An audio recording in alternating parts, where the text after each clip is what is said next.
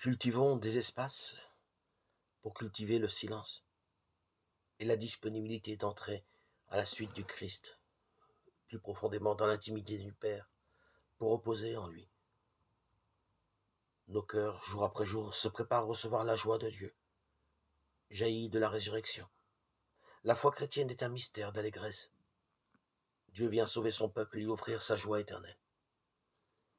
Et si dans la confiance, malgré la peur, les incertitudes de ce temps troublé, nous éprouvions la joie d'un amour insensé qui se livre jusqu'au bout,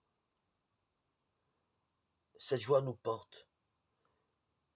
C'est un moment où nous pouvons prier, un moment que nous prenons en nous mettant à l'écart de ce monde, et nous nous laissons renouveler par l'action de l'Esprit Saint.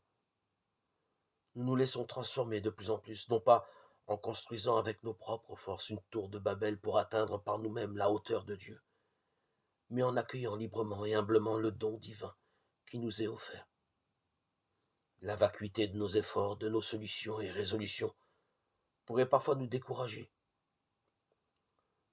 Néanmoins, dans la paix, laissons Dieu scruter la pauvreté d'un cœur qui aime, un cœur humble, d'où surgira le cri de l'aveugle de Jéricho, celui de l'enfant prodigue qui revient vers le Père et se laisse étreindre sans réserve.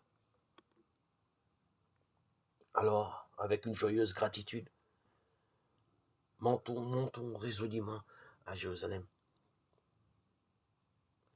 et inscrivons dans nos cœurs l'amour du Père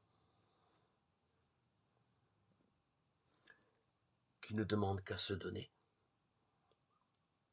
à ceux qui le désirent.